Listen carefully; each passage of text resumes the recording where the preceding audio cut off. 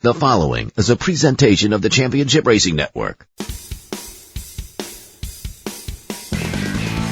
Drivers, start your engines.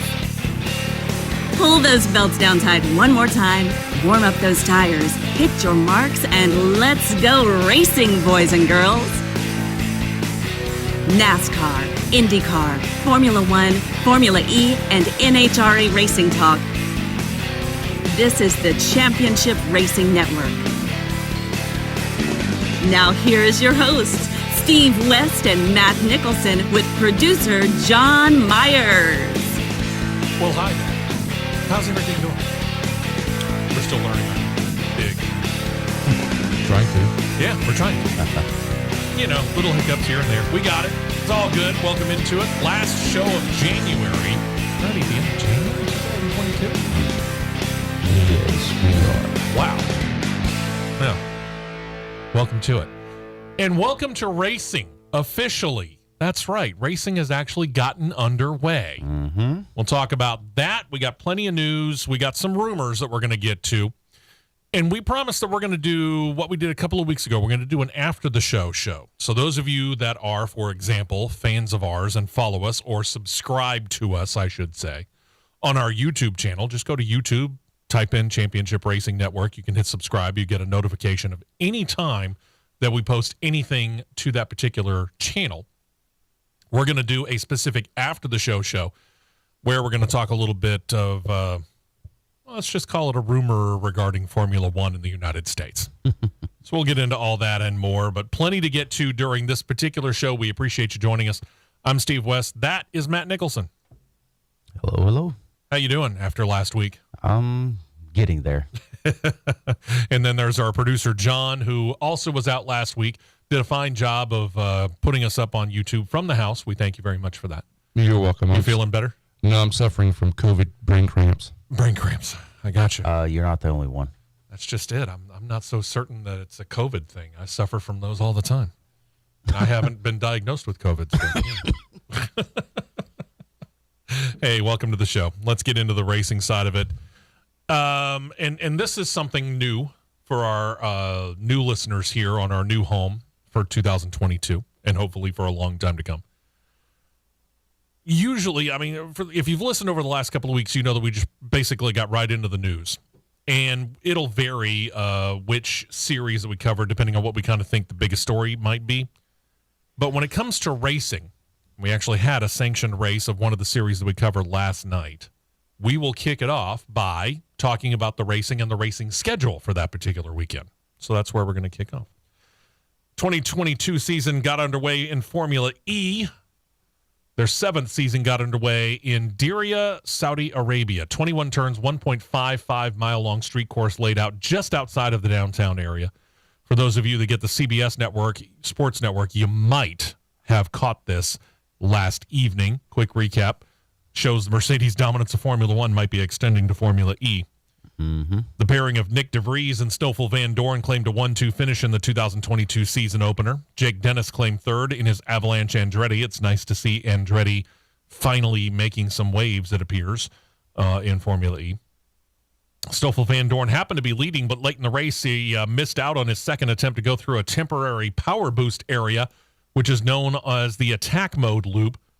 When his teammate DeVries hit it right, that power boost got him around his teammate. He went on to claim the win, left Van Dorn upset at his own mistake, and he did, I will give him credit for this, state, my fault, all on me, nobody else's fault. He didn't try to blame anybody else. Yep. One of the drivers got his head screwed on. It takes a lot for him to do that. Absolutely. Sam Bird was fourth, Lucas deGrassi fifth, Eduardo Matara sixth. Then there's Nick Cassidy, Jean-Eric Verne, Oliver Askew, and Mitch Evans round out your top 10. Next weekend, because we got a second race later today, details on that in a moment, we'll recap it next week, and then we'll give you the points rundown after two races because, well, you kind of know what the points rundown is after one. Mm-hmm. Later today, two things get underway. The first one up on the schedule is the famed 24 Hours of Daytona. The Rolex 24 Hours of Daytona kicks off on the Daytona road course. The USA Network will actually show the start of the race 1:30 p.m. Eastern, 12:30 p.m. Central Time. And then an hour later, it moves over to NBC's streaming service, Peacock. If you don't have it, you're out of luck. Using Central Time from here on out, it goes back to USA from 4 to 7 p.m., 7 to 10 p.m., back to Peacock, back to USA from 10 p.m. to 3 a.m., then back to Peacock until 6 a.m. So basically, it's bouncing back and forth between USA and the Peacock streaming service. But for the final hours of it, tomorrow morning, 6 a.m. to noon, again, this is Central Time, 6 a.m. to noon, those 6 hours you'll see on the USA Network. And then at noon Central Time, NBC will pick it up, show the conclusion of the race, the post-race celebration, and all of the aftermath until about 2 p.m. Eastern, 1 p.m. Central Time. So for all of that, NBC will get approximately 2 hours of coverage. Everything else is either on USA or their streaming service. Which I don't think is right. They need to have the start of it on NBC. I agree. The middle stage is through USA and Peacock Network, which is, I'm not surprised with the Peacock Network being overnight. No, not terribly. But yeah, I agree with you. I would have put the first hour probably on NBC and then maybe a couple hours on USA before going to the Peacock streaming service, if that's what you insist. But here's the thing. Again, we talked about this a little bit last year when some of the schedules came out. For example, for the IndyCar Network, we've talked about that even within the past couple of weeks here on this show. 17 IndyCar races. There's going to be a couple that are going to be shown on USA. The vast majority of them will be shown on the NBC Network, but one, Streets of Toronto Grand Prix on IndyCar, that will be Peacock only. When NASCAR comes later on this year, and NBC hasn't broken down exactly how their telecasts are going to work when it comes to NASCAR and their half of the Cup and Xfinity Series season, but I would expect at least one Cup Series race to be solely on the Peacock streaming service. At least one. And probably multiple races from the Xfinity Series will be there. Xfinity, yes, but I don't think they would be dumb enough to put it on Cup yet. I'm almost willing to lay down money that one, I don't know which one, but one Cup Series race will end up on Peacock only. Well, if they do, they better use their brain enough and not even put it on the playoff races. If they put it in a playoff race and I'm NASCAR, I would be throwing a holy fit. Forget the fans. There would be anarchy. Absolutely. As it is, we got people that are upset. We'll get back to that when it comes to Martinsville. Yeah. Right. In the middle of all that, by the way, tonight, back to Diriyah, Saudi Arabia, where Formula E will get a doubleheader weekend and the second race of their season rolling. Again, CBS Sports Network. It'll start at midnight Eastern, 11 p.m. Central Time here in the United States. If you don't watch it, I understand. There'll be replays. Let's get back to the Rolex 24 Hours of Daytona. There are drivers from NASCAR and IndyCar that regularly take part in it. But this year, while we do have a good number of IndyCar drivers on hand, there's actually only one NASCAR driver that is running that I can find. And it is 2022 Cup rookie Austin Cindric. He's running a Mercedes in the GTD division. That's down from 3 NASCAR drivers in last year's race. The Gen 7 racer does seem to be most of that situation. Got simulator testing taking up a whole lot of the month of December when they would have been testing for the Rolex 24 Hours of Daytona. So it brings us to the IndyCar drivers. They number a dozen this year. We're not going to mention them all, but I'll mention several of them here. They do include former Cup champion and current IndyCar driver Jimmy Johnson. Simon Pagenaud's there. Helio Castroneves is there. Colton Hurd is there. Sebastian Bourdais, Kyle Kirkwood, Pato O'Ward, Devlin DeFrancesco, Alex Palou, Scott Dixon's there. Marcus Ericsson's there. Renus VK are all slated to drive. Most of these drivers, and I do state this very carefully, most of them are going to be running either the fastest division, Daytona Prototype or DPI, or in arguably the second fastest division, LMP2. I've got right here the official entry list. I don't think I missed many.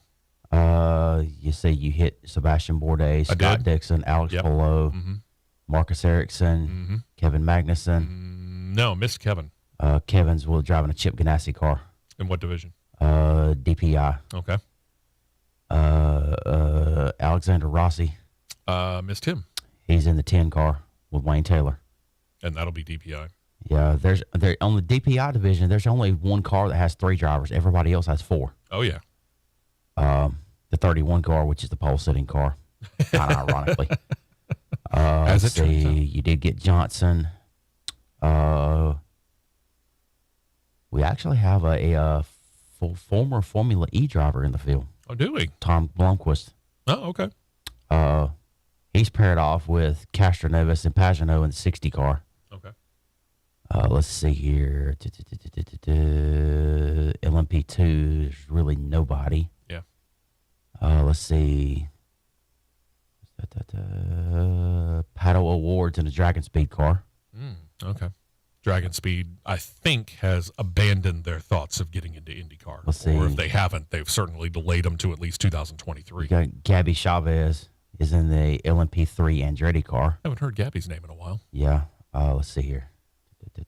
Nobody there. Nobody there. Daytona Pro. Let's see who's in Daytona Pro. You got Jordan Taylor in the Corvette. Jack Hawksworth. Former IndyCar driver. Kyle Kirkwood. You got him. So they're all over the place, basically. Oh, yeah. You'll have plenty of names that here. if you're familiar with racing of several levels, you've got plenty of guys that you can kind of look at and go, oh, that's how they're doing. And we'll give you a rundown of it next weekend, obviously, here on the show as well.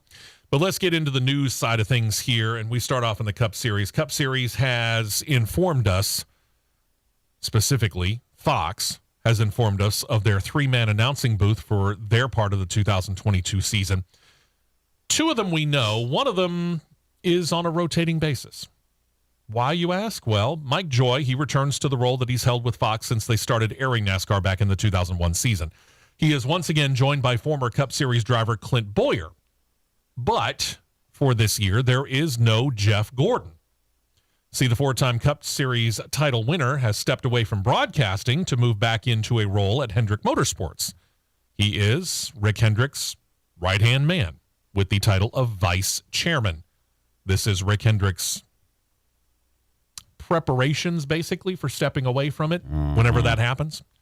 I don't think it's going to happen soon, by the way, but when it happens, he's got his succession plan in place, and it will be Jeff Gordon leading it. Yeah, he's getting ready to hand Jeff the keys. Exactly. So with Jeff Gordon out, we did say that there was going to be a 3-man booth, right? You're right. It won't be just one person. Fox has said they're going to have several people in the booth alongside Joy and Bowyer throughout the course of their first half of the season. And starting at the Busch Light Clash in Los Angeles and at the Daytona 500, that third person will be Clint Bowyer's old boss, Tony Stewart. That ought to be entertaining in and of itself. We don't know who's going to be in the broadcast booth in the following races. Fox Sports has not unveiled that. We'll end up probably keeping up with that on a week-to-week basis. They did say, though, that for the Daytona 500 and for their part of the season, Larry McReynolds will be back as their technical analyst. Jamie Little going to be on hand along with Vince Welsh and Regan Smith. They'll be covering pit road throughout the race. All right, then. Bowyer and Stewart. Mike Joy's going to end up playing referee. These two are going to go and they're going to play off each other quite well. We've seen it already. I'm really not so much as interested in seeing the 500. I'm interested in seeing the football stadium race. That's what I'm calling it, which is what it is. It is. I know. And you and I have our opinions of this. I'll just put it that way. I'm interested to see it. I mean, this is the first time in my lifetime that they've been on a track shorter than a half mile that I know of. If they've been on a track shorter than that in my lifetime, I certainly didn't remember it. Let's just put it this way. In my memorable lifetime, in other words, the time in my life that I know that I've been a NASCAR fan, I can't remember them on a track less than a half a mile. So they're on a quarter-mile track out here in Los Angeles. That's going to be some beating and banging. Yeah. So if you're interested in that, here you go. You're going to have a good time with it. Yeah. But again, and I even don't really have the problem with them having put this thing in a stadium just to kind of do something totally different. I just kind of wonder why they decided that they were going to do some practice in Daytona, then do some practice in Phoenix, then do a race in Los Angeles, only to have to go all the way back to Daytona to run the Daytona 500 and then haul back all the way to Los Angeles in order to get the rest of the season started with the West Coast swing? Great question. It still looms large. Yeah, I know. That's the whole map thing, and I just haven't figured out how it's going to do. When we come back, the week of the Daytona 500, Fox Sports has also unveiled their coverage schedule. We'll get into that when we come back. We'll also talk about 18 cars that we just mentioned, the test, next-gen testing at Phoenix Raceway. We'll give you a couple of numbers when it comes to that. And Cowlick Racing, first year for them in the Cup Series. And they've told us that they're going to run one car full-time for Justin Haley. The other car will have 3 drivers. We now know which races they're going to run. We'll detail all of that and so much more as we're just underway right here on CRN. Stay right here for more on the Championship Racing Network. Hey, we are back here, and we want to thank our fine sponsors here, among them helping bring you this edition of the Championship Racing Network, Ox Foundation Solutions, and our good friend Michael Hart. We know Michael, all 3 of us do. We've all worked with him, and he's helped us out, whether it's coming out and looking at our homes or just giving us advice. He has helped us out in that manner as well. And we recommend him to you, and we recommend Ox Foundation Solutions to you. If you feel like you have any problem with your house's foundation, or if you know you have a problem with your house's foundation, you need to call him. If you're anywhere in the state of Alabama, and it doesn't matter whether you're all the way up by the Tennessee state line, all the way down by the Gulf Coast, over by the Mississippi line, or close to the Georgia line, anywhere in the state of Alabama, Michael Hart will come to your house, give you a no-cost, no-obligation written foundation assessment. Let me repeat that. No cost, no obligation. Can't beat that. That means there's no money out of your pocket. Exactly. And with that written foundation assessment, you will know what, if anything, is wrong with the house. If there's nothing wrong with the house, he's going to write it up, and he's going to hand it to you. He's going to shake your hand, or he's going to wave if you prefer separation. And he's going to go off, and he's going to go about his business, and you get to as well with peace of mind. If there is something wrong, you now have it on paper in detail. And you know about how much it's going to cost because he's going to give you that estimate. I say it's an estimate because that's not the finality of it. Because if you throw out the fact that you heard it right here on this show, the Championship Racing Network, and you mention the promo code WEST, W-E-S-T, you get 15% off of what he just quoted you. What do you got to lose? Find out if there's anything wrong. If there's not, great. If there is, now you know how much it's going to cost, and you can be ready to do it, and you'll get 15% off with the promo code WEST. Set up your appointment at 205-362-6419 or by email, mike@oxfoundations.com. Don't forget that promo code WEST.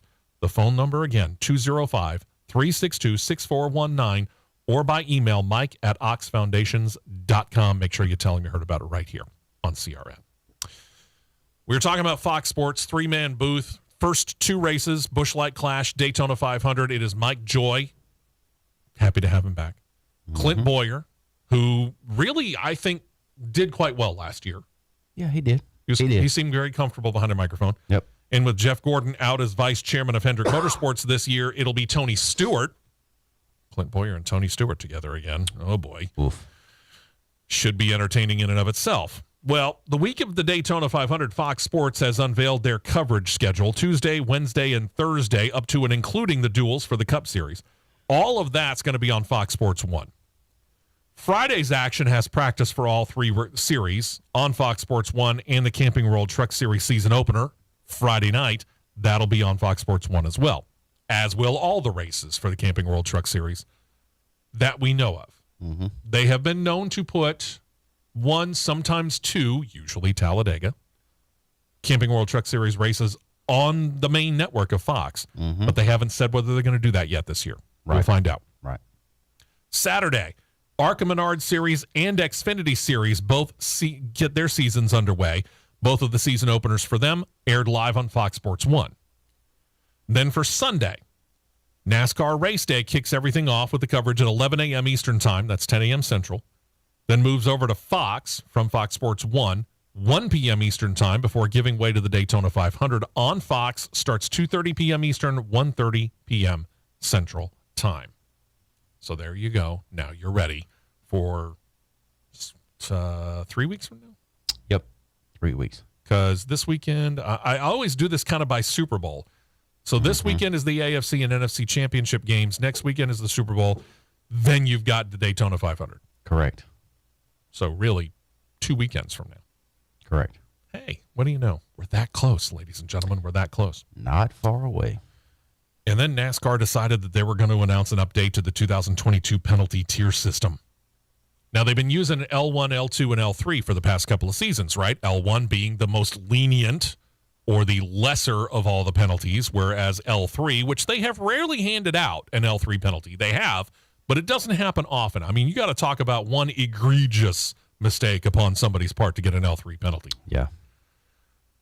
But they're a little more serious this year.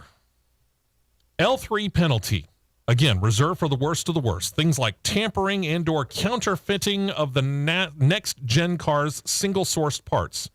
We're talking about things like covering the engine, tires, and fuel. You mess with any of those, you could get an L3 penalty that could include race suspensions, multiple races, not a single, pretty hefty fines, crew member suspensions, and for the first time, loss of playoff points, and depending on how serious, potentially a ban from the postseason. I don't think we're going to see one of those. I doubt it, but that's got teeth.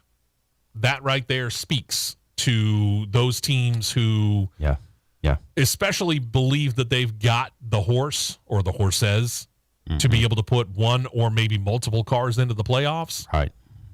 To then get, and I'm not going to say that Hendrick Motorsports will cheat. I'm just going to use last year's champion as an example. The man won 10 races. We're talking Kyle Larson. Can you imagine winning, and I forget how many he won during the regular season, but let's say he won, I think he won 6 or 7 in the regular season. I think it was 7. He won 7 races throughout the course of the regular season, and then something happens that they pull an L3 penalty, and those 7 wins don't matter. Yeah, they're negated. And Kyle Larson is not eligible for the playoffs. Think about that. Yeah. That would, don't know how well that was set. Probably not. L2 bans are the next worst, obviously, covering mods to the next-gen car that are not deemed on an L3 level. Things like violations of the engine seal rule, unapproved violations of the engine, or use of unapproved onboard electronics are included in this. Points for regular season and postseason can be deducted, along with fines and potentially suspensions. Chances are you're probably not going to get a postseason ban. You might get some postseason points docked. We'll find out. L1 covers pretty much all the other violations with the same potential penalties as L2, but just not as hefty. So there you are. Then there are 18 cars that were on hand for 2 days of next-gen testing at Phoenix Raceway. After 2 days, about 3 miles per hour separated the fastest, Ryan Blaney, from the slowest. And you'd be excused if you've never heard of Loris Heseman of Team Heseberg. They're trying basically for a Daytona 500 berth. Blaney ran a quick lap of 131.909 miles per hour. Heseman's best, 128.903. Blaney and his teammate at Team Penske, Joey Logano, were the fastest. 2, then Chase Briscoe from Stewart-Haas Racing. He was 3rd quickest. Then finally you get the first Chevrolet. That was Chase Elliott. The top 5 rounded out by yet another Ford Stewart-Haas Racing driver, Kevin Harvick. 131.909. Seems we're a little off the pace from last year. Yeah, but it's not by much. Not too bad. We've been noticing it a little bit more at Daytona. A lot more. A lot more. Now, that being said, the car being, 2 to 3 miles per hour slower on a Phoenix may not necessarily be the worst thing in the world. It might tighten up the racing a little bit. For a track like, I'm going to say, Phoenix, let's even go New Hampshire.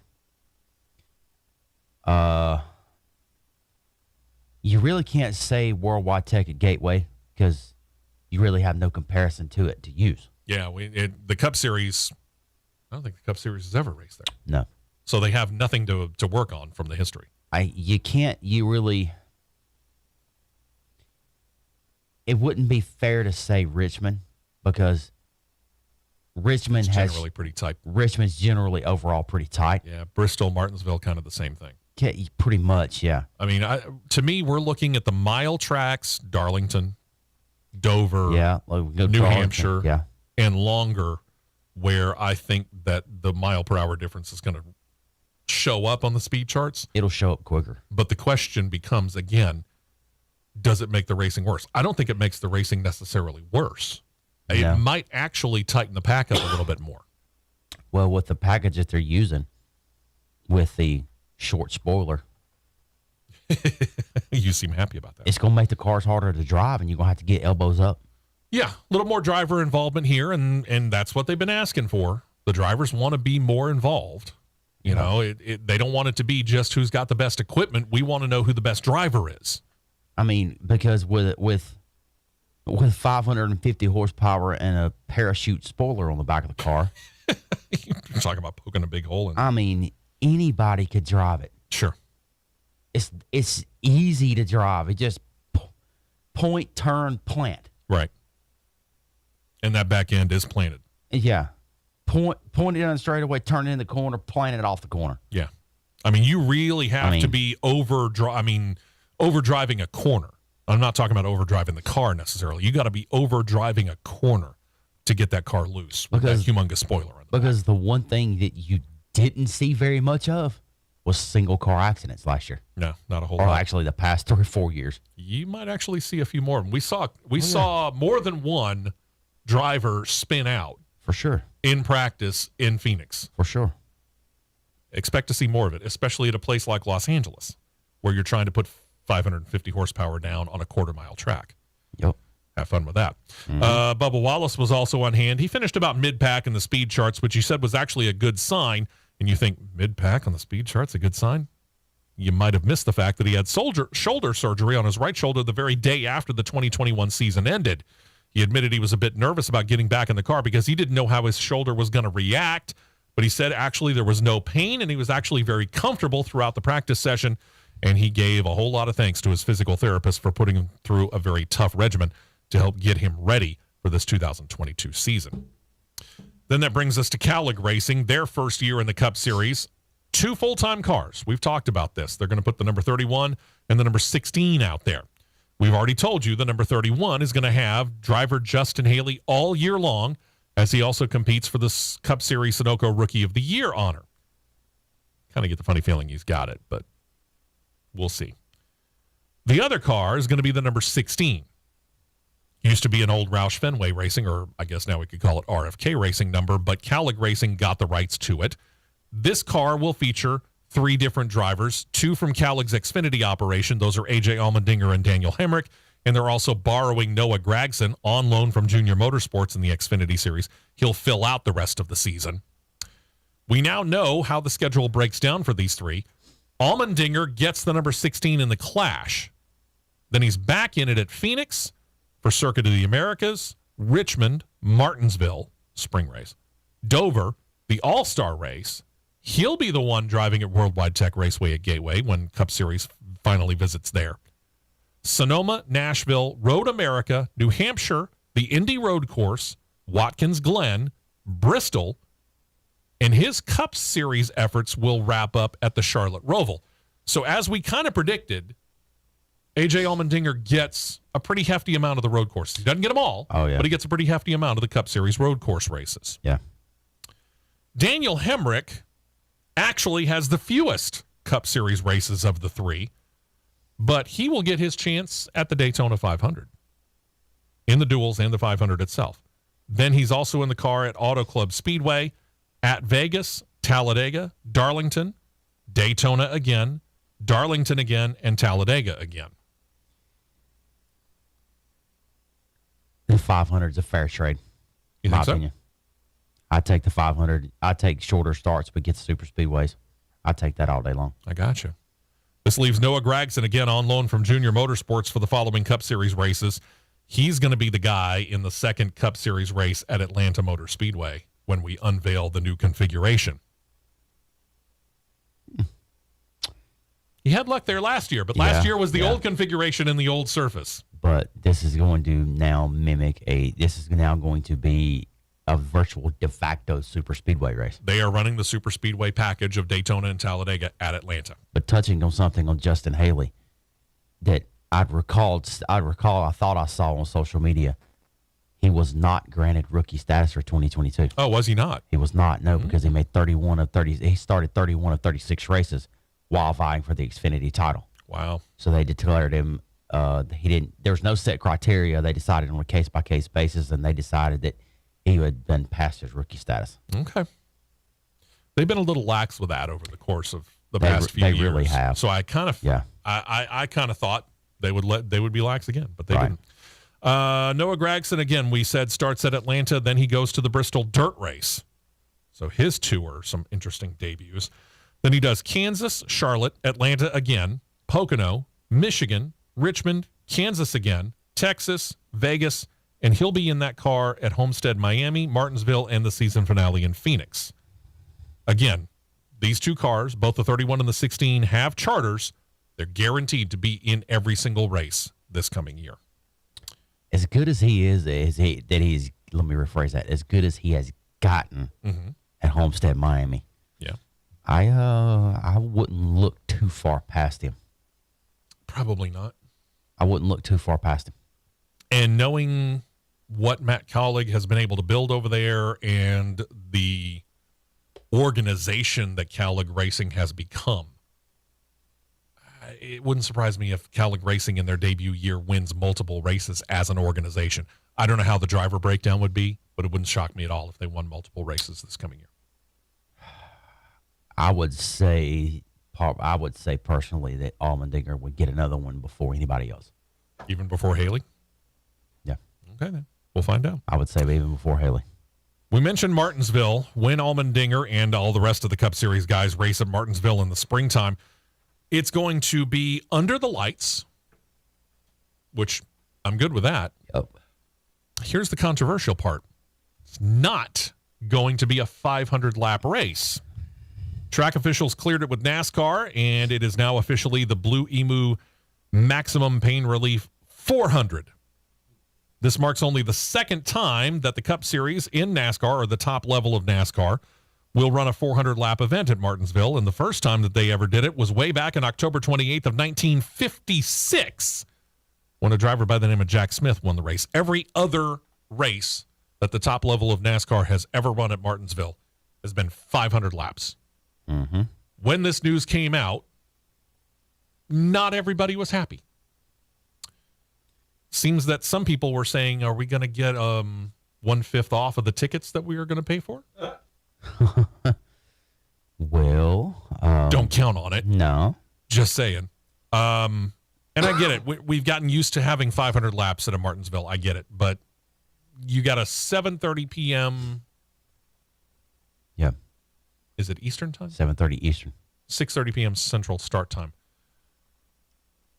And these races can run 3, and depending on how things go, sometimes 4 hours. Yeah. Especially if it's 500 lapper. Yeah. They're trying to be nice neighbors. Pretty much. So we'll see. It may be an experiment that lasts all of one race. Then again, it may become something of a regular thing. We'll have to find out. Then I came across this. Stewart-Haas Racing fans, if you're looking for what Stewart-Haas Racing is calling the ultimate fan experience, have we got a deal for you at select Speedway Motorsports Incorporated tracks? We'll detail that. Oh, by the way, Rick Ware Racing is back. Talk about them, too. Hey. Xfinity Series and a whole lot more. Hour 1 still rolling on right here on CRN with a lot to go. We will be right back with more on the Championship Racing Network. 2 tires only, and back out to the track for more action on the Championship Racing Network. Welcome back in. Rick Ware Racing. They've turned to a veteran road racer by the name of Joey Hand to take over the number 15 Ford Mustang for all road course races in the Cup Series this year. Hand might not be very familiar to you. He hails out of Sacramento, California. He's been a Ford factory driver with most of his experience coming in sports car racing. He's got class wins in the 24 Hours of Le Mans, Rolex 24 Hours of Daytona. He's He's also been a champion in the American Le Mans Series, so he brings quite the resume along with him. But let's face it, Cup Series racing is a different animal, and it's Rick Ware racing. Yeah. We'll just leave it at that. Yeah, let's leave it at that. It's the best thing you can do. Now, I'm sorry. Go ahead, John. Why are we just going to leave it at that? Does the letters RWR mean anything? Has it meant anything in the Cup Series for the past, I don't know, decade? My point is, why are we just going to leave it at that? The only relevance Rick Ware Racing has had over the last 3 years is a gentleman by the name of Romain Grosjean. So you're talking, if I were to think in terms of IndyCar, Jimmy Johnson? Yeah. Yeah, okay.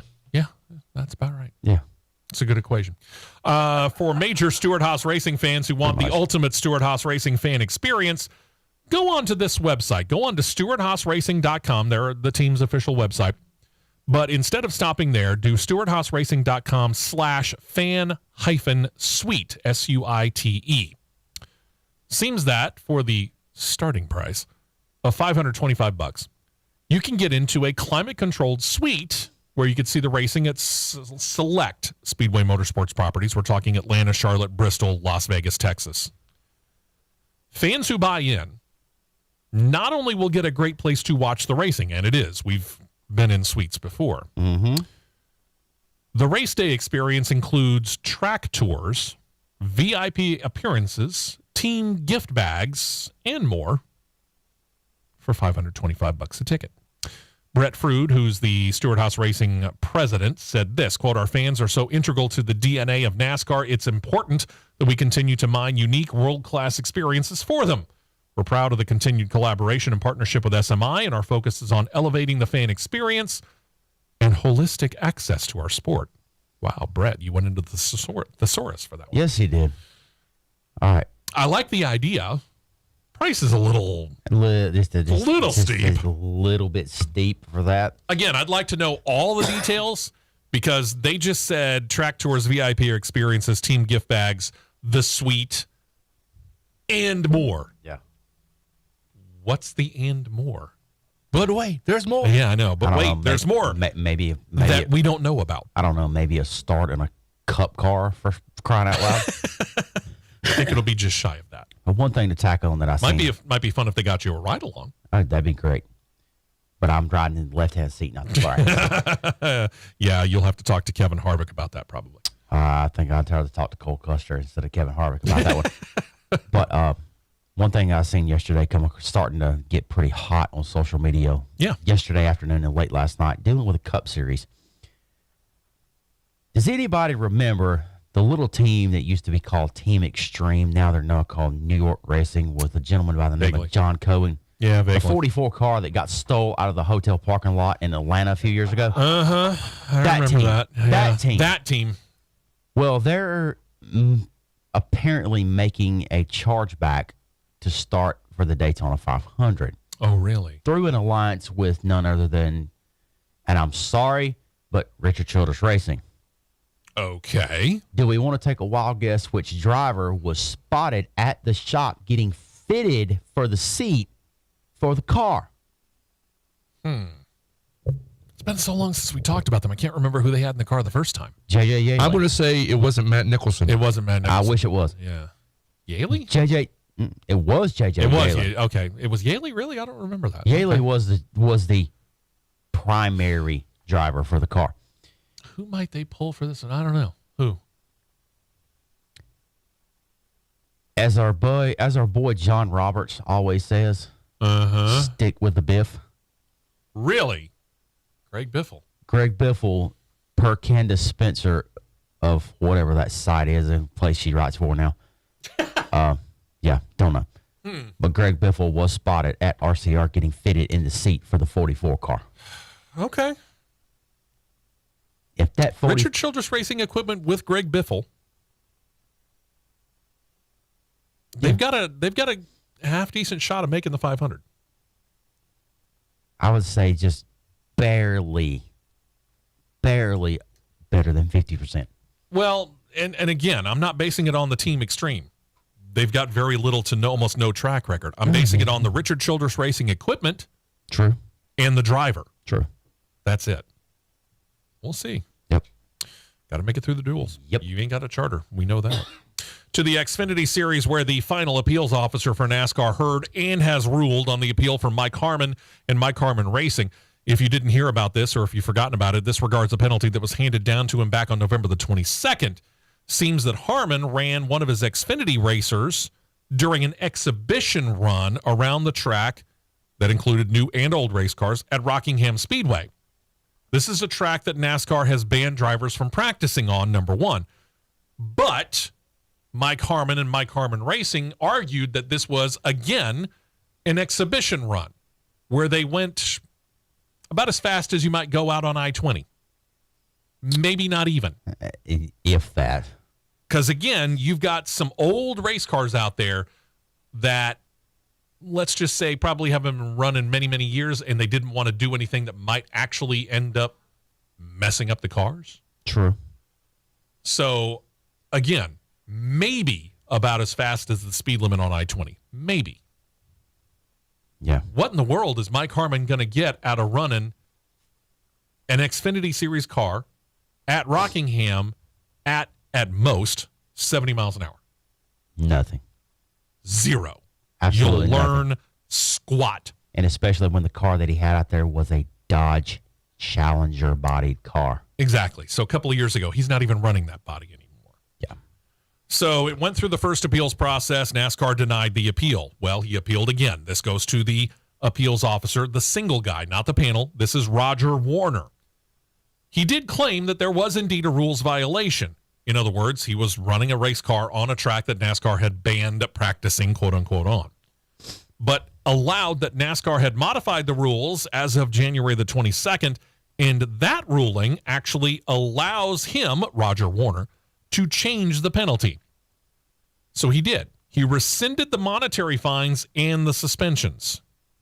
We're talking multiple races here for both Harmon and crew chief, if I remember correctly. Yep. He did keep in place the docking of 75 owner and 75 driver points. Mike Harmon wasn't thrilled about that, but because Warner's the final appeals officer, this is a binding decision. There are no more appeals. Here's the good thing. The couple of drivers like Bailey Curry and Kyle Weatherman, thank you. Yeah. I don't know where I came up with Winningham. Kyle Weatherman, they've both moved on. So it looks like Mike Harmon's going to be back racing again this year. This benefits him. It allows him to actually kick off the season in his own cars with his crew chief. But he does start in a hole. 75 owner, 75 driver points. Mm-hmm. It's not going to be the easiest thing to climb out of. Nope. Over at Alpha Prime Racing this year, we talked in the last couple of weeks about how Andy Lally had asked for and was granted his release from his contract to race some 6 events for Alpha Prime Racing. So who's going to step in? We didn't know at the time, and Alpha Prime Racing didn't know at the time either. Turns out it'll be Josh Bilicki. Bilicki will run the 6 races that Lally would have run. He's all of 26. He does have experience in all 3 of NASCAR's top series.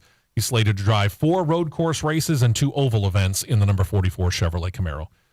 I don't think that's such a bad move. For the road courses, it's not. No, not at all. Bilicki is a pretty decent little road course racer. Yep. So hopefully they'll do well. Over at Our Motorsports, they have Jeb Burton signed for this year, and they've announced that longtime Jeb Burton sponsor Alsco Uniforms, sponsor Burton over the past couple of years, has signed on with Our Motorsports in a multi-race sponsorship deal as well. They will debut as the primary sponsor in Las Vegas. The rest of the slate of them being a primary was not announced, but they will probably be with them all year long, if not as primary, certainly as secondary. That's good news for Our Motorsports and for Jeb Burton. I continue to say Jeb Burton, he's overshadowed by his cousin Harrison, number one, and I think wrongly, because I think Jeb Burton's probably one of the more underrated drivers out there. And it's just the fact that he doesn't come with an automatic check. No. As a reason why he continues to be kind of thrown around all over the place as something of an orphan. Yeah, that's a good way to put it. I mean, yes, he's got personal sponsors. Yeah, but I mean, it's not Alsco. like he's coming to a major team owner and going, hey, here's a check. Give me a car. Like some folks don't need to be doing. I didn't say that out loud, but anyways. I didn't hear it. Yeah. He's got his sponsors that could get him in a good car. He had a good car last year. He did. He had a great car last year. Yeah. I mean, but with one sponsor that was already at the team leaving, knocks him out of the seat. That hurts. Alsco.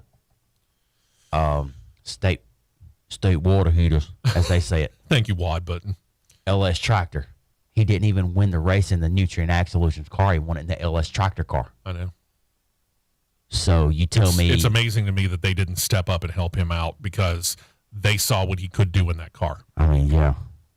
It's crazy. I hate it. Ronnie Bassett Jr. and his cell phone Bassett Racing team have said that what happened in 2021, delaying their debut in the series until this year, kind of steeled their desire to make it work. Ronnie Bassett Jr. said he's planning to run as many as 18 races this coming year. He will be on hand at Daytona for the season opener. Said he'll skip the West Coast trip. He'll rejoin for the racing in Atlanta. His plans really are to do the majority of the East Coast races. He wants to avoid the long trips to cut down on traveling costs and first-year costs. Said he's going to run Chevy Camaros with the number 77 on the side, and he reports having several sponsors to help him out throughout the course of the year. Yeah, You seem unconvinced. no, that won't happen. Oh, okay. He'll struggle like he did last year. Well, he didn't run last year. For all He intents. He ran a few, but He made some attempts at starts, but he really did the ones that was the qualifying races, and I think he didn't even make 50% of them. his situation is he needs to do, well, let's go back to what you were talking about when it came to the Greg Biffle situation. Ronnie Bassett needs to find himself a good technical partner to get good equipment from. Agreed. Until he does that, backmarker, unfortunately. Fox Sports coverage, we talked about the Cup Series. Fox Sports coverage of the Xfinity Series. Their lineup will run down like this. Adam Alexander returns to the role of primary announcer. Analysis coming from veteran Chad Knaus. Got a rotation of Cup Series drivers throughout the part of the 2022 season as well. There's no sense in trying to run them down because forget it. Regan Smith and Vince Welch going to handle pit road duties for the telecasts as well. And that brings us to the Camping World Truck Series, where GMS Racing has finalized their driver and crew chief lineup for 2022. We already knew what the pairings were for their first season of Cup Series racing as petty GMS Racing. Now we know what the Camping World Truck Series pairings are. They got Grant Enfinger, Mobile, Alabama's own, coming in to drive the number 23 Champion Power Equipment Chevy Silverado. Charles Deneke is going to be the crew chief there. He has 2 wins to his credit with 2 different drivers in GMS Racing trucks. He's helped Chase Elliott to a win and Sam Mayer to a win. One would think that that's 2 fairly different driving styles, so that shows that he can adapt to his driver and the communication. Yep. The other truck is the number 24 Silverado. That'll be driven by a driver by the name of Jack Wood. Jack Wood will have veteran crew chief and GMS employee Tom Ackerman making the calls atop the War Wagon. Ackerman's been a crew chief in the truck and Cup Series over his time in NASCAR, and he steps down or over from his role where he had been the tech director at GMS for 2021. He's back on top of the War Wagon making the calls. This can only help Jack Wood, the veteran presence of the crew chief, settle him down, tell him, hey, here's where we can go. Right. Absolutely. The head of Ford Motorsports, Mark Rushbrook, came out this week, and he placed, about a ton of pressure squarely on the shoulders of one Haley Deegan. Rushbrook told media they are, quote, expecting a lot, unquote, out of her, and that if she performs well, quote, we could expect that she would go into the Xfinity Series for 2023. Deegan is only going into her second year in the Camping World Truck Series, both last year and this year with David Gilliland Racing. She would need to improve upon those starts from 2021. In 22 starts last year, 1 top 10 finish. I think she's going to be pretty decent this year, honestly. More comfortable in the truck. Comfortable. more at ease with the communications between her and her crew chief. That's two right there. And the one thing, quite frankly, that we could probably say was her biggest weakness when we were watching her a couple of years ago in Brett Holmes' year where he was the champion. Mm-hmm. Haley Deegan was fast in the ARCA Menard series that year. For sure. She showed a lot of speed. She showed a lot of the ability to get up to and stay at the front. But you and I both noted this. At that time, again, this is 2 years ago, and we saw it a little bit last year. It's a little bit of a bull in a china shop. She needs to learn how to finesse. She was a dart without feathers. Yeah. She needs to learn how to finesse. And hopefully year number 2, with everything still going on at DGR, hopefully they've been working on that. Because that, I think, was her biggest weakness. I think they have. And with her being in the flagship truck for DGR, all but in the flagship truck, Sure. I think she's going to be okay. All right. 2 more notes here, and then we'll wrap it up, and we'll come back and ready to go in hour number 2. Over at Young's Motorsports, they've got a 16-year-old kid coming in. His name is Leland Honeyman. He will drive for them in 2022. Now, he can't, because he's 16, drive full-time in the truck series. His primary drive will be in the team's 02 Chevy in the ARCA Menards East Division. But the Phoenix, Arizona native will get a taste of the truck series later this fall. At which race, we don't know yet. I'm going to guess Martinsville, but that's a guess. Probably so. 16 years old. Good grief. And has been the case for many years now. Fox Sports' coverage, they will have the entirety, the full Camping World Truck Series season for their 20th year with exclusive coverage. Vince Welsh has the primary call. Good. Michael Waltrip is back with Phil Parsons alongside, and they expect numerous appearances from Cup Series driver Kurt Busch as well. Preparing for something, are we, Kurt? I would prefer Kurt over Waltrip, but I didn't say most that. people probably would, Yeah. but that's the way that they're going to go. Josh Sims, Jamie Hoyer will be handling from Pit Road. Hey, hour 1 is in the books. When we come back, let's talk a little bit about the Hall of Fame. The induction ceremonies were held. We didn't really talk about it last week. We'll talk about it when we come back, and we'll get into some NHRA and Formula One and Indycar and all that kind of stuff. That's hour 2, and it's on deck right after this on CRN. Don't touch that dial. The Championship Racing Network will be right back. Fuel only, fuel only. Go, go, go. We're back to the Championship Racing Network. We didn't really talk about it much last week here on the show because, well, it had happened the night before, and the ceremonies went well into the night, and you didn't get to watch it unless you streamed it on Peacock, and, well, I haven't bought that subscription. I did. I had it streaming. Okay. Well, that's one of us. NASCAR Hall of Fame class officially inducted last Friday night, a week ago, last night. Dale Earnhardt Jr. obviously joining his father in the hall, alongside the late Mike Stefanik and NASCAR Whelen Modified Tour fame. And, of course, there's Red Farmer, the Alabama gang driver who continues to race well into his 80s. The dude's got so many wins over his career at whatever level that he's driven that even he has lost count. Dale Earnhardt Jr.'s wife, Amy, officially inducted Jr. He won 2 titles in what's now the Xfinity Series before he went up to the Cup Series, claimed 26 wins, among them 2 Daytona 500s before concussions caused his career to end early. Since then, he's joined NBC and has become a very respected NASCAR broadcaster. As for Mike Stefanik, renowned NASCAR crew chief Ray Evernham was on hand to officially induct Stefanik. We say the late Mike Stefanik. He passed away in a plane crash back in 2019.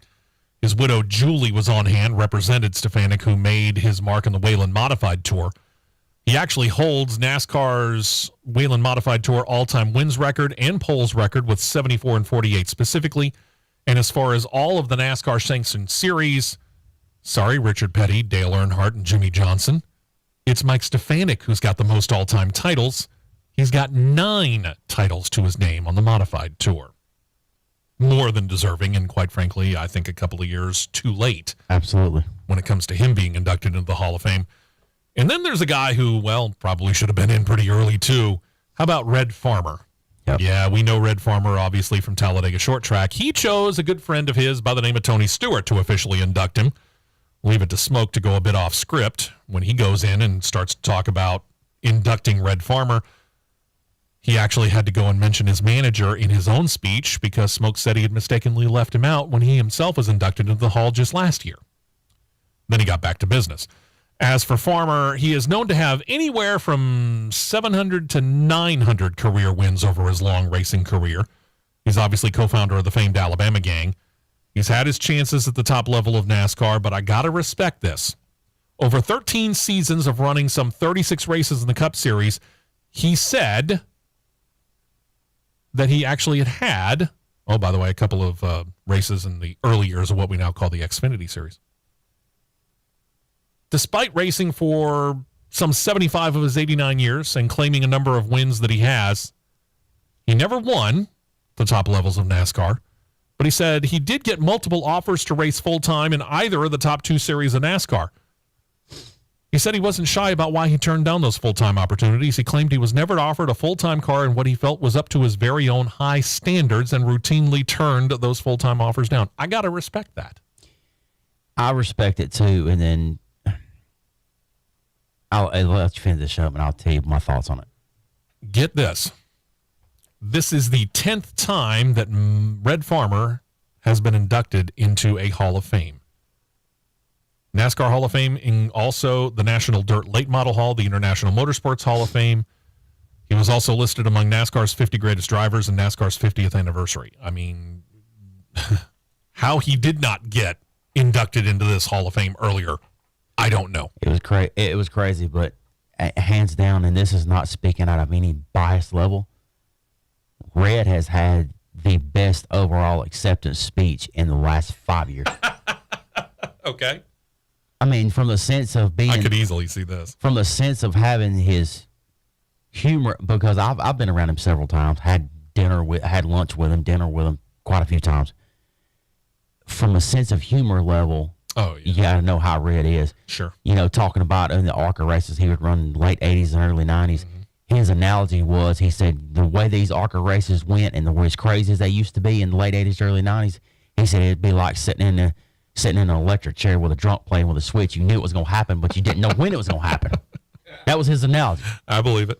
And that line went crazy all over social media. But probably the best story is he held up and he had it on, and I've seen it before. Yeah. He had on the 1992 Daytona 500 championship ring. Nice. He told the story of how he got it because I can't remember. Davey wasn't able to do it. I don't know if he was sick or something. But the two cars that Robert Yates had prepared for the 500, he said Larry McReynolds called him and asked him to test those two cars and say which car was the best one. Well, all right then. He tested both cars. And I think he said he went in that week for speed weeks and he looked at Davey and he said, you got two good horses here. Well, there was the qualifying, I think it was the Thursday qualifying race. Davey got in a wrecked the primary car, and he said Davey was in tears. He said, I looked at Davey and told him, he said, you're going to be all right. He said, your backup car is just as good, if not better than. There you go. And then Robert Yates gave him a Daytona 500 championship ring for Davey winning the 92 500. That's cool. I mean, he was part of that team in a way. Absolutely he was. So that's very cool. And Red Farmer, he's been around long enough. He recognizes talent. Yeah, he does. Red Farmer was around at a time when A.J. Foyt started to come up, and Red Farmer, I read this story just within the past day or two. Red Farmer said to several people, watch out for this A.J. Foyt kid. He's going to be good. I think he got it right. Mm-hmm. Another driver that he said something very, very similar like that about, Tony Stewart. Again, he's got a pretty good eye on talent. So who is it? He does. Who is it that Red Farmer's looking at right now and going, watch out for this kid? Oh, how about the defending Cup Series champion, Kyle Larson? Yep. There you go. Yep. One more note here when it comes to this, and this is kind of an interesting situation. There's an athlete-led media platform out there called I Am Athlete, IamAthlete.com. And they explore some of the big names in select sports, and they've actually teamed up with NASCAR, and they're going to highlight some 16 people across the top levels of NASCAR, and they're going to do a little featurette, a little web video or webisode, if you want to call it that. And 15 of the 16, I think, are up, again, on IamAthleteTV.com. They're focusing on the likes of Bubba Wallace, NASCAR President Steve Phelps, Truck Series driver Haley Deegan, a couple of Richard Childress pit crew members, the family of the late NASCAR Hall of Famer Wendell Scott, All of them talking about their lives that are in and around racing and away from it as well. Pretty cool thing if you get the opportunity to check it out. Yep. Then to the NHRA. Now, Powerbuilt Tools may or may not be a brand of tool maker that you know of, but they are attempting to make a splash. They are sponsoring 2 pro stock drivers in the very first race of the 2022 season, the NHRA Winter Nationals in Pomona, California, which is fitting because Powerbuilt Tools is a California-based tool maker. For how much longer, considering their taxes, we don't know, but that's another story. They're going to join in with Alex Laughlin. Laughlin made his Top Fuel debut in 2021, but he returns to Pro Stock Car for the first 2 events of 2022. And Camry Caruso, she's a rookie this year. They're going to join up with her for this event only as well. Camry is going to be an interesting driver to watch. She comes in with a lot of publicity surrounding her. She's got a pretty good slate of races under her belt in the lower levels of the NHRA. This is going to be her first full-time year in the Pro Stock Car division. We'll see whether she does well or not. Right. Over at John Force Racing, they're going to roll into 2022, announcing a multi-year contract extensions for 2 of their sponsors. One is Monster Energy. The other is a company called Flavor Pack. They're continuing on Brittany Force's Top Fuel ride, where she posted 12 top qualifying slots in 2021. Not bad out of 24 races. Half of them, she was the number 1 qualifier. She got 5 finals. She claimed to win 2 and a runner-up in the final points. All of those between those 2 sponsors.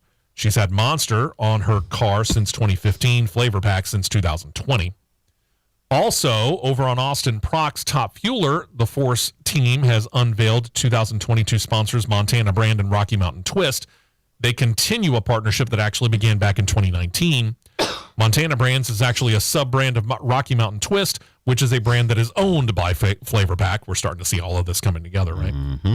The deal has the brands as associate sponsors on Brittany Force's Top Fuel ride as well, and both of the John Force Racing funny cars. We mentioned Austin Proc. The other one, driven by John Force himself, who's got 152 career wins in funny car and counting at 72, 3? Something like that, I think. Not bad. And then here's an interesting note. Drivers that are running Toyotas in the NHRA. 72. 72, thank you. The drivers running Toyotas in the NHRA, specifically, most notably, I should say, the funny car division, are now officially members of Toyota Gazoo's racing family. Yeah, that is a family. They run most of the time in sports cars, Formula Drift, and GT4. GT4 being the sports cars. Toyota Gazoo Racing, in case you didn't know, is the motorsports arm of the Toyota Motor Company, not TRD anymore, strangely enough. We mentioned this on our previous home. Our new listeners here on our flagship station might want to know that Toyota has changed the body style for the funny car division from the Camry, going with the Supra name for 2022 as well. Expect a lot of white on those Toyotas with hints of red and black. Those are the Toyota Gazoo Racing official colors. Mm-hmm. Work it in with your own sponsors, won't you? Let's talk a little IndyCar here, and we unfortunately have to start off with some sad news. Really, this involves racing in general, but it does hit IndyCar pretty hard. The passing of former team owner and mechanic Vince Granatelli. He's the son of the likely better-known Andy Granatelli. Andy Granatelli owned the car that Mario Andretti won his one and only Indy 500 with. Vince actually began by being a mechanic at Indianapolis Motor Speedway before working with his father on that famed Whooshmobile. You might not have heard of it if you're not a big IndyCar fan. This was an entry in 1967 for driver Parnelli Jones. It was a car that used a Pratt & Whitney turbine or jet engine for all intents and purposes for their power. Jones qualified 6th, led 171 of the first 196 laps, but the transmission failed on lap 197 of 200, cost Jones and Granatelli the race. They tried another turbine-powered entry in 1968. That one suffered from a failed fuel pump while leading with 9 laps to go, and that allowed Andretti to get the win. Shortly after that, they banned turbine engines. It's kind of a shame. Mm-hmm. It's one of the fun parts about the Indy 500 history. At one point in time, as long as the officials approved the car being safe enough to run on the track, Yeah. you could bring almost anything to the Indy 500 and try it. Yeah. 6-wheeled cars. Go back into the history and look it up. The Granatellis tried another tried many times. Let's face it, he would continue wrenching for various drivers into the early 70s in both IndyCar and some select that were sponsored by STP Formula One events. But he and the entire Granatelli family basically up and quit racing in 1974. Well, Vince kept tuning cars. He owned a shop in Southern California where he built and he tuned on high-performance road cars. He actually built a stock body Chevrolet Camaro in the mid-1970s that Andy then took to Bonneville. Remember, stock-bodied Chevrolet Camaro from the mid-1970s that Andy ran up to 242 miles per hour. Gutsy. Vince didn't return to racing specifically until 1987 when he started up his own kart series operation. This was back when the kart and the IRL were split. He went with that team for 4 seasons through the 1991 campaign. Had a couple of pretty good drivers as well. Mm-hmm. Roberto Guerrero was his first driver. He claimed 2 wins in that first season with him at Phoenix and Mid-Ohio Sports Car Course. He also led the Indy 500 that year for 19 laps before finishing ultimately second. The team, though, wouldn't win again until they changed drivers from Guerrero to, another guy who you might have heard of if you know open-wheel racing, Arie Luyendyk. Their final year of existence, 1991, Luyendyk won at Phoenix and at Nazareth Speedway. But despite running the entire 1991 season and having those 2 wins that we just talked about, they had 0 sponsorship. Vince Granatelli paid for the entire year out of his own pocket. But that became a little bit too much for him. It caused him to shut down the team at the season end. He was diagnosed with COVID-19 late last week. It was that and other complications that caused his passing. Vince Granatelli leaving us all too soon at the age of 78 years old. Rest in peace, and our prayers, thoughts go out to his friends and family. The National Motorsports Press Association, or NMPA, of which, in full disclosure, both Matt and I are members, and we're trying to get John in there, have honored the IMS Radio Network with their first place award in the live event radio broadcast category for their race day broadcast, I should say, of the Indy 500 in 2021. They also claimed a 5th place honor for their tribute to the late Bob Jenkins, Indianapolis Motor Speedway PA announcer. He passed away last August due to cancer. Cancer sucks. Cancer does suck. Yes, You're right about does. that, John. Yep. And maybe next year we join in the live event broadcast category just to see what happens. We'll see. Mm-hmm. As for on the track, IndyCar teams prepping for 2022, and as it turns out, 2023. Haven't even started the 22 season, have we? Well, yes, both Chevrolet and Honda, who are the 2 engine providers for the IndyCar series, are prepping to test the new spec engines, which will debut next year. In case you didn't know, the current setup for IndyCar is running 2.2-liter V6 engines with twin turbos. Next year, the twin turbos remain, but the V6s go from 2.2 to 2.4 liters, so a bit more powerful. The 2 companies have been working on these new configurations for a year. With bench and dyno testing, they state they want to bring 800 horsepower to the racetrack in 2023. This new configuration will also feature an energy recovery system through a kind of a form of hybrid battery power that Chevrolet, Honda, and IndyCar hopes will give the drivers an extra 100 horsepower in that push-to-pass mode. So 900 horsepower on tap. Expect several on-track tests to happen throughout the course of the season. Several teams on tap to perform those tests. Just about all the teams are going to get a chance at it. Andretti Autosport, Aero, McLaren, SP, Chip Ganassi, and Team Penske all on deck for that. 900 horsepower with push-to-pass, 800 horsepower on a regular basis. You're not that far away from where Formula One is. Formula One, at specific races, has been known to top out at somewhere around 1,000 horsepower. Specifically Renault. They haven't made it any secret. They're pushing 1,000. So there you go. IndyCar trying to get up to that level. All right, then. When we come back, we just mentioned Formula One. How about we get into details on Formula One? That's when we come back, right here on CRN. Stay right here for more on the Championship Racing Network. 4 tires and 2 cans of fuel, and we're back to more racing action on the Championship Racing Network. Welcome back to the show. We appreciate you checking us out. Don't forget to check us out on all the different places that you can. We are on Facebook, facebook.com/Championship Racing Network. Twitter, Instagram. Yep. That's all we got social media-wise. I was about to say, thank God we're not on TikTok.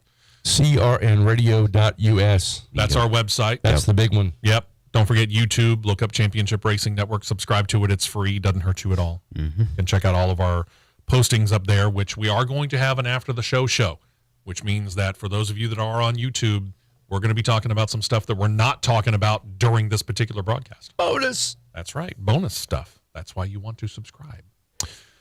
Last week, we talked about 4 teams that would be showing off their 2022 racers before preseason testing gets underway in late February.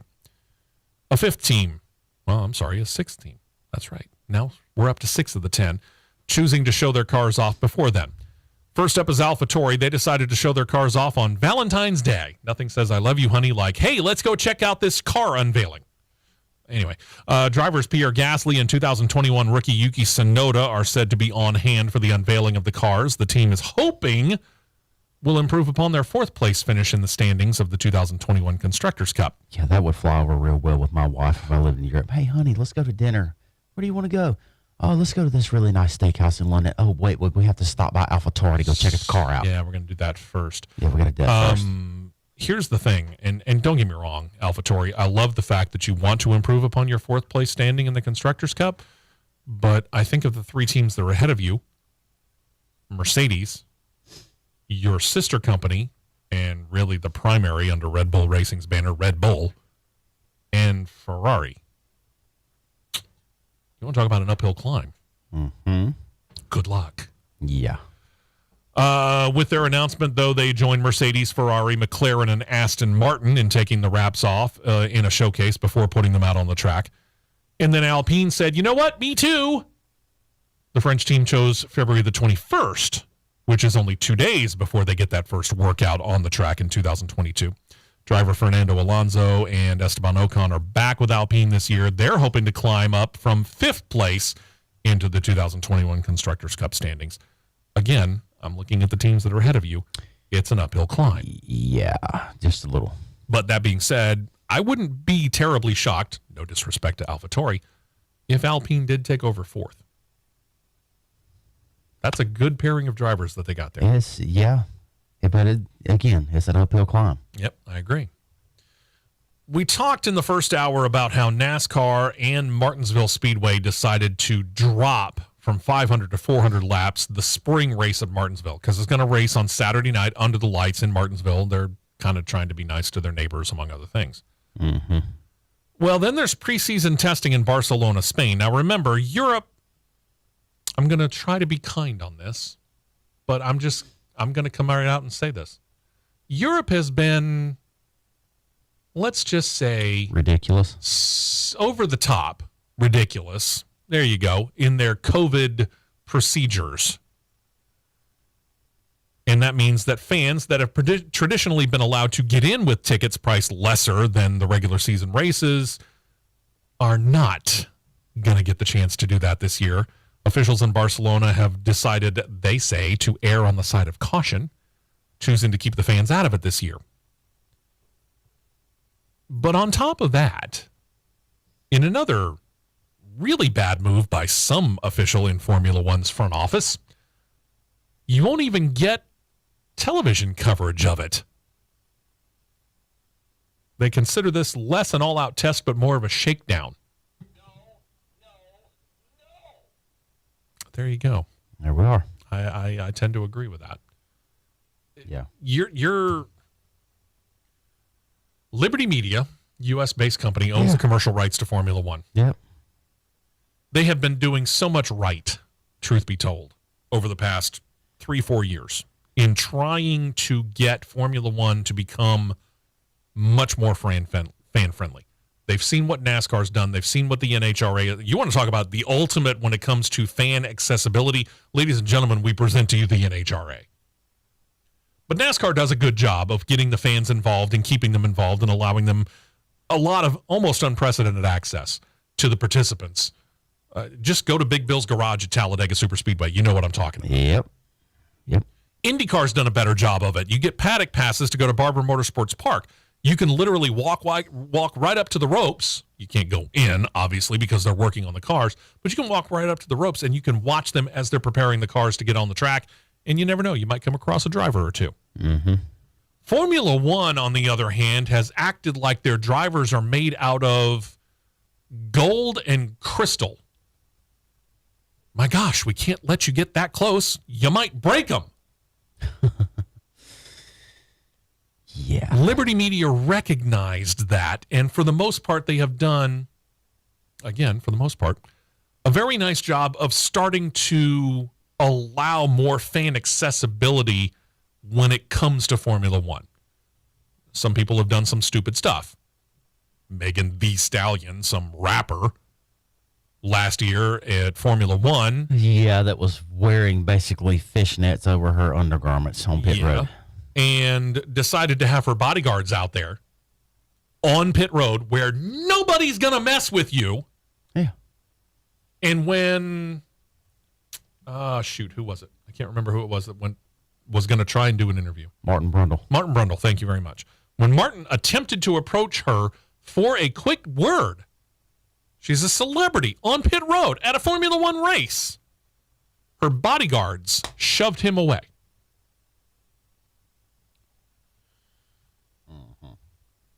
Idiotic on her part, number one. But nice try by Martin Brundle, and I loved what he posted on social media afterward. It was great. Roasted her and her bodyguards. But again, this is the attempt to make them a little bit more fan-friendly. Bringing some celebrities in and talking to them and saying, hey, listen, they're coming here to check out these races. Maybe you ought to look at it too. This is a horrible move. You're starting off a year with brand new cars, some new rules, not all of them, but some new rules, including they're moving up from 13-inch to 18-inch. That's a huge jump. We thought it was big from NASCAR, 15 to 18 inches. Formula One's doing 13 to 18 inches in their Pirelli tires this year. We want to see this stuff. We want to know what's going to happen. For them, number one, not to let the fans in, and for number two, not to even show it on television in any way, shape, or form, you have just basically thumbed your nose at the Formula One fans. Congratulations. Pretty much. Congratulations. We'll see. Yeah. We should get crazy. widespread television coverage when they actually do get to their preseason testing. Yeah. But yeah, this is a bad step. This is a bad look. Liberty Media, you need to change this. Fans were willing to spend good money to go and watch what you're calling a shakedown. They wanted to spend their money to go see it. And then you denied that, and then you said, oh, by the way, you're not even going to get to watch it on television. You're ticking off your fans. You know, these are the guys that pay you the money. They're hiding. Ultimately. They're hiding something. Something's up. They're wanting to test something and not show something. Might be right. It's got to be. Might be right. Got a couple of notes when it comes to some of the tracks that Formula One runs on. Last year, they ran at Saudi Arabia for the very first time. They're ready to host the series for a second straight year. But they're going to have a slightly different look to the layout when they come back. Several drivers expressed some concern after the race about the track after the first run, specifically concerns over things like barriers on the street course that limited visibility through some of the fastest sections. So the race's CEO, Martin Whitaker, said that those concerns, he says they'll be remedied before the series does return to the track in Saudi Arabia. I guess we'll find out. For a street course, modified street course, obviously, they admitted they wanted one of, if not the fastest street courses Formula One's ever run on. Oh, and they got it. They got it, too. And the drivers said, here's what's wrong. Yeah. It looks like they listened. We'll find out if they truly did. Yeah. Then there's Singapore. Singapore has signed an extension to their deal with Formula One, means they get to continue to keep their spot on the F1 schedule through at least 2028. That's how long this extension covers. Singapore, due to COVID, actually hasn't hosted the series the past couple of years, but they say they are ready to race this year. And if and when they do, they'll be the meet in the middle of a Russia, Singapore, Japan sandwich. 3 races in 3 weekends, a stretch that comes up in late September into early October. I'm so ready to be able to stop talking about, oh, by the way, this race was canceled due to COVID. I can't wait to not talk about that anymore. I'm sorry, but I'll say it. If athletes can get on Boeing 787s, Airbus A330s, A350s, and leave their respective countries and travel to Beijing, China for the Olympics for the Winter Olympics. Yeah. There is Zero excuse that any sporting series through the world, from motorsports all the way down to English football, which is known as soccer. Soccer. For you kids that don't know that. Sure. There's no excuse. I agree wholeheartedly. We have seen over the last couple of years, I'll give kudos to the SEC. How many games has the SEC canceled over the last 2 years? 0. In football and basketball and baseball. 0 canceled. There's been postponements, but there's not been outright cancellations. Yeah. And we're talking stadiums that in the cases of, Alabama and Tennessee and a couple of others, host 100,000 people in a sellout, which, by the way, they've done. I'm sorry, you can do this. If you want to, if you really want to be stupidly cautious, sell 50% of your tickets and have social separation, whatever you want to call it. I was in a stadium last year that was like that. Actually, twice. It wasn't fun. The lore of the day was taken totally out of the atmosphere. Yeah. It does take away something when you realize exactly how many empty seats there are because, oh my gosh, we're freaking out about a germ. Yeah. And again, if you're one of those people who doesn't want to get sick and you're freaking out about it, well, stay home. Nobody's forcing you to go. But I want to have the opportunity to be able to go if I choose to.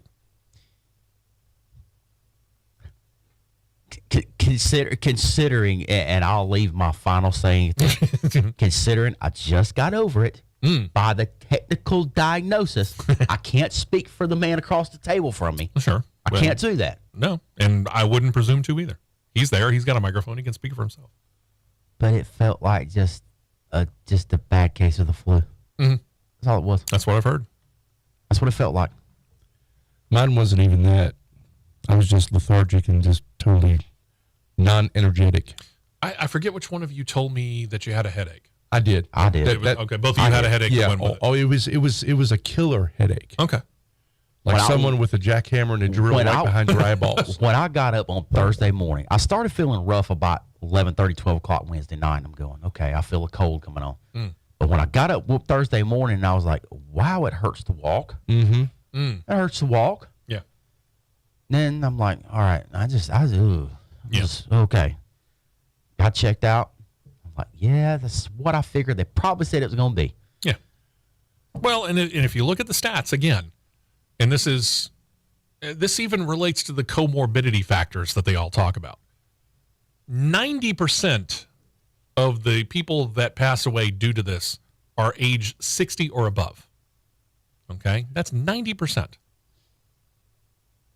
If you are of the proper demographic, the proper age range that pretty much every motorsports series is looking for, and that's people between the ages of 25 and 54.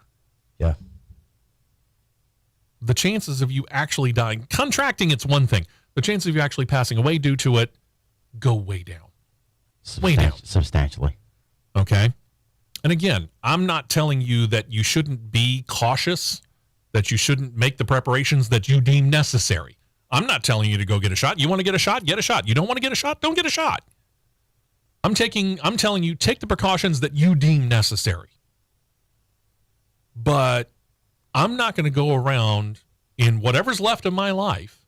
I don't know how long it'll be, but however long the rest of my life is, I'm not going to go around like Howard Hughes, afraid of a germ.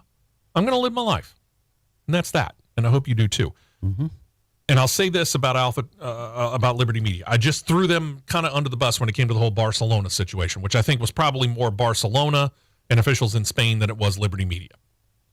But I will add this. In this case, Liberty Media is doing everything that they can to try and keep these tracks here. Singapore's extension came at something of a cost decrease to them because of the last couple of years and Singapore not being there and them wanting to continue the relationship with them the Grand Prix and the country as well. And that's only fair. Yeah. So I'll give Liberty Media credit during the same 10 minutes that I will tell them that they got one thing wrong. Barcelona, they got Singapore right. So I give them credit for that. Yep. When we come back, Daniel Ricciardo, Australian native, got some pretty big honors. We'll talk about that in our final section of the show. Wow. 2 hours goes pretty quick when you're talking about something that you really love. Yep. We'll be right back on CRN. We will be right back with more on the Championship Racing Network. Only, and back out to the track for more action on the Championship Racing Network. We are back, and we want to thank some of our fine sponsors bringing you portions of the show, including Ox Foundation Solutions and our good friend Michael Hart. This is a phone number you're going to want, or an email that you're going to want if you, at any point in time, have any question whatsoever about the foundation of your home. Think about the investment of your home. If not the most expensive, certainly one of the most expensive purchases you'll ever make in your lifetime. It's your house. You want it to last a while. The foundation is the key to that. If you got any problems out there, things like sticking doors or windows, or I don't know, maybe you got some water or damp floors in your basement or your crawl space, things like that. These are things that you're going to want to check out. And this is where Michael Hart comes in. 205-362-6419. If you're anywhere in the state of Alabama, doesn't matter where, north, south, east, or west, if you're anywhere in the state of Alabama, Michael Hart will come, give you a no-cost, no obligation written foundation assessment. If you can't reach him by phone, send him an email, mike@oxfoundations.com. He'll come out on the date that you guys have set up and at the time that you have set up. He'll go through the house. He'll give you that no cost, no obligation written foundation assessment, and he'll be very honest with you. We vouch for that, all three of us here on the show. If there's nothing wrong with the house, he's not going to make something up just to try and get money from you. He'll tell you, there's nothing wrong with the house. Thank you very much. Have a great day. But if you have something wrong with the house, it'll be in detail, in writing, and in a cost estimate of how much it's going to cost to fix it. We say estimate because you listeners right here on CRN get a little special bonus. You mentioned then the promo code WEST, 15% comes off that bottom line. That's it, just because you heard about it right here on CRN. You got nothing to lose. Call Michael, 205-362-6419, or email him, mike@oxfoundations.com. Get the appointment set up right now. You won't regret it. The fine folks at Ox Foundation Solutions. Tell them you heard about it right here on CRN. Now, Daniel Ricciardo hails from Australia. Mm-hmm. Australia is part of the British Empire. And we've talked about, for example, now having to call Lewis Hamilton Sir Lewis Hamilton because he was Knighted. I prefer Knigget. I'm a Monty Python fan. What do you want? Well, Australia's got their own kind of version of this. I don't think we have to call him Sir Daniel Ricciardo, but he was just named to the Governors General 2022 Australia Day Honors. All right, then. What does that mean? He means he has been appointed a member of the Order of Australia for his, quote, significant service to motorsport as a competitor and ambassador and to the community, unquote. Ricciardo's a native of Western Australia, and in that he follows, becoming a honoree here, follows former Aussie F1 racers like Mark Webber, Jack Brabham, and Peter Brock. Congratulations. I'm not calling you sir yet. Yeah, not quite yet. I'll do it in respect, but I'm not going to go around all day saying Sir Daniel Ricciardo. Almost, not quite. Yeah. Honda is losing a gentleman we talked about just last week, Masashi Yamamoto. Yamamoto was, and we can say that now, the managing director of Honda Motorsports' Formula One efforts. Despite saying recently he hopes that Honda returns to Formula One again in the near future, he's left them in order to set up his own consulting firm, with Red Bull and AlphaTauri as his first clients. But wait, there's more. Red Bull bought, of course, all of Honda's equipment. They're going to begin building those engines in-house. Yamamoto will be on hand for them as needed to help in the transition. But like I said, but wait, there's more. In a somewhat surprising turnaround from the previous thoughts, seems Honda will remain branded on the power units for both Red Bull and AlphaTauri, with the main difference being, at least through the 2025 season, that Honda will be paid like consultants for their products and services as opposed to being more of a works team and being heavily involved with the team on a day-to-day and race-to-race basis. Why this change, you might ask? Well, it seems that the old racing adage of you don't read the rule book for what is in there, you read the rule book for what isn't in there, Yep. has come to a nice little head because Red Bull's motorsports boss Helmut Marko said this. The change, number one, allows the famed quality control that Honda has been known for their road cars to continue in the upper trend that they've been going on since they joined Red Bull and AlphaTauri. But this also does something else. He tried to bury the lead. We dug it up. It frees up the Red Bull engine program to begin to concentrate on the new for 2026 engine regulations, hoping to have all their ducks in a row, when Honda will actually be done. This is how it plays around with the rules.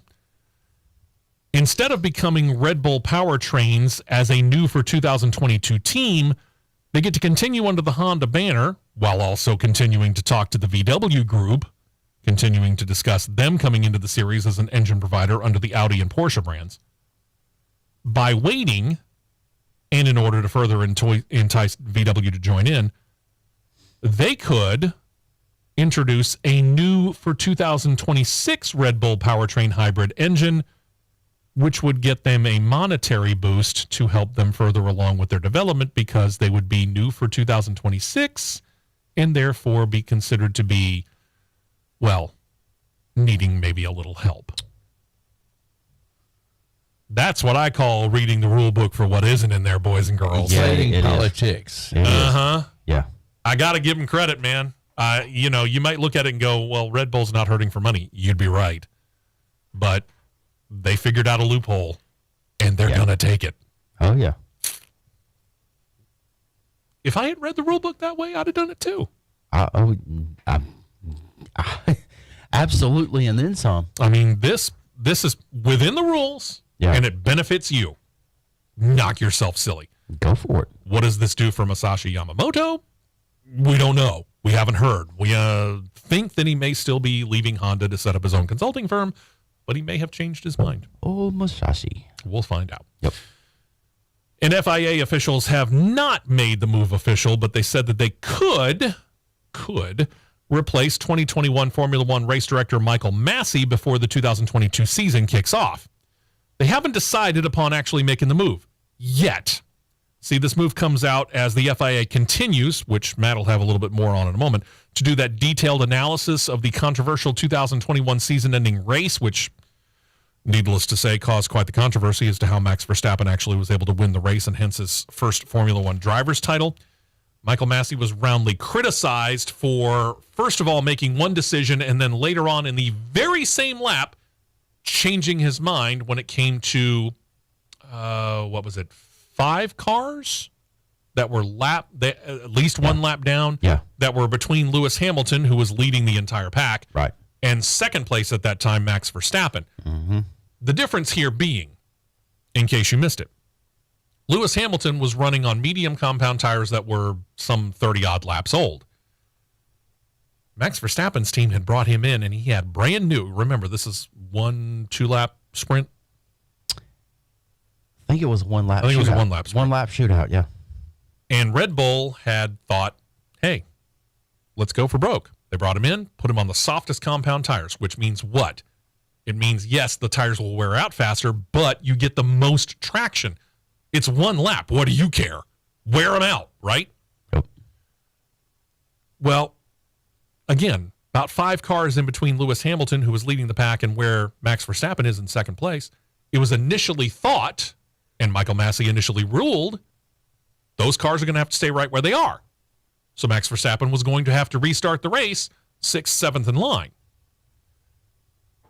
A couple of turns later, Michael Massey all of a sudden says, yeah, let the lap cars go around. What does that do? It puts Max Verstappen right on the back bumper of Lewis Hamilton. Lewis Hamilton was a dead duck at that point in time.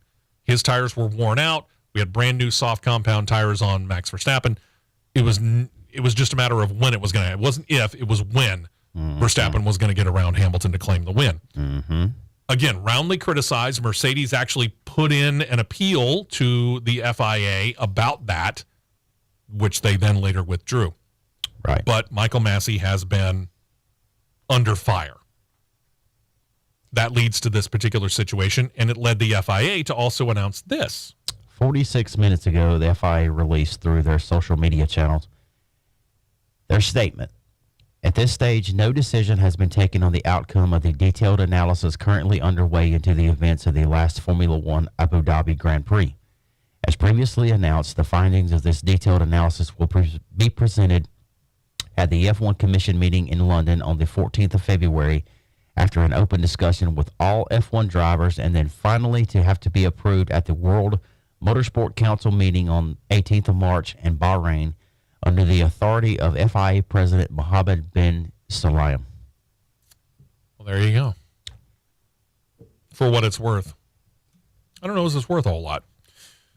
Let's find out what it is that you guys have to say, number one. And number two, let's find out exactly what it is that you got planned for Michael Massey.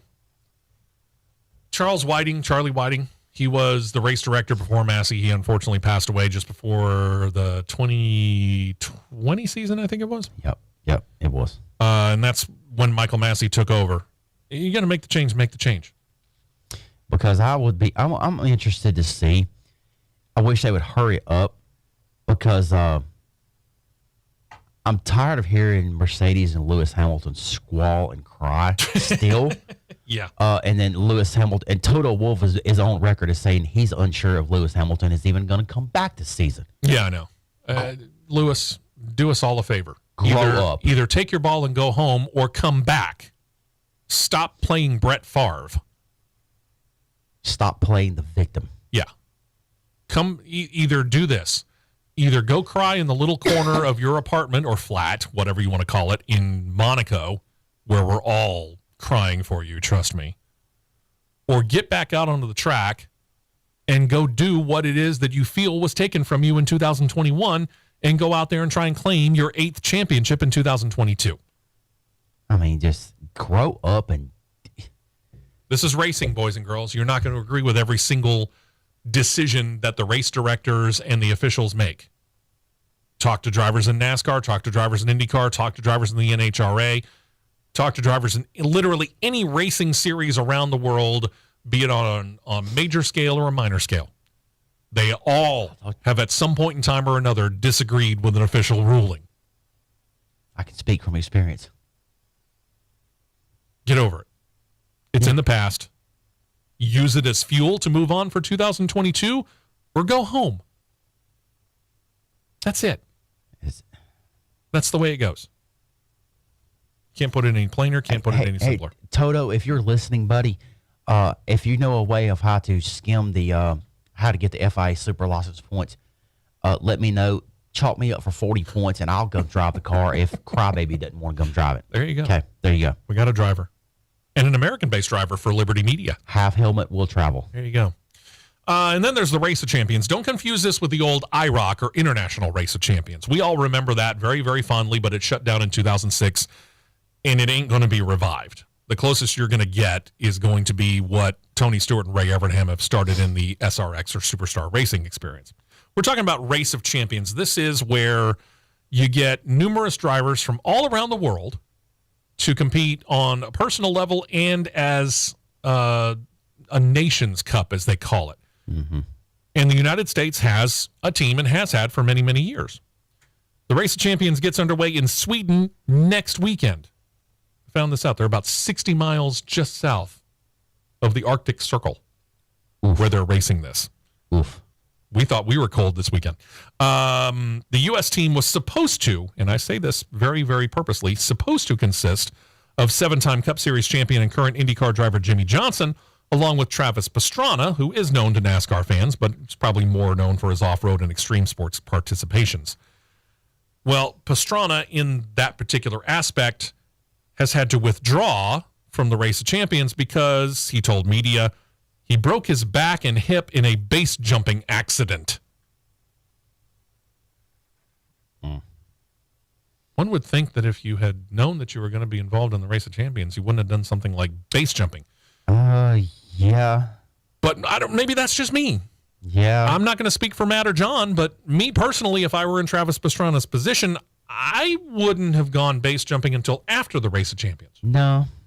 But, I mean, it's Travis Pastrana. There you go. So the team that actually had been the U.S. representatives from 2013 is no more, but Jimmy Johnson's still going, which means he needs a replacement. They found one in another IndyCar driver. I'd say they kind of landed pretty softly on this when they picked up Colton Herta. Yeah, that's not a bad choice. Not at all. This will be Johnson's third time, actually, in the Race of Champions. Herta's first. It prompted Herta to say that this was, quote, not the way I wanted to be drafted into it, and then added this. What an amazing opportunity to join Race of Champions for the first time. It comes with sorrow as I fill in for Travis, and I wish him a speedy and full recovery, unquote. This is a pairing that actually hopes to bring the title back to the United States of America. Seems the United States has won the Nations Cup one time, back in 2002. That's when Johnson was paired with his then Hendrick Motorsports teammate Jimmy Johnson. They pulled off the upset, and they became the very first drivers with NASCAR ties to get that Nations Cup win, or any win, quite frankly, in Race of Champions competition. I'd say it's about overdue. Colton Herta, it's on you. Yep. Let's go, man. Let's do this. Absolutely. We're going to try and have more information on that, assuming that they're going to get any television coverage in the United States for you next week. Yeah. We'll also look back at the 24 Hours of Daytona. We'll look at race number 2 of Formula E. And we got a whole lot more coming up next weekend as we begin February, which means we're just that much closer to the Daytona 500. That we are. Can't wait. Y'all have a great week. Stay warm today. We'll get a little bit of an improvement in the temperature throughout the course of the week if you're in Alabama. If you're up getting hammered with the nor'easter, we wish you all the thoughts and prayers out there. Good luck. John and I are familiar with the Shenandoah Valley, at least a foot. My home city of Boston, talking about 2 feet within the last 24 hours. Yeah. I haven't gotten an official number. Dang, I'm glad I don't live there no more. Y'all have a great week. We'll talk to you again next weekend right here, and we appreciate you checking us out. Don't forget, got the After the Show coming up on our YouTube. Subscribe there. You'll see it in just a little bit. Until then, thank you for listening to us this week on the Championship Racing Network.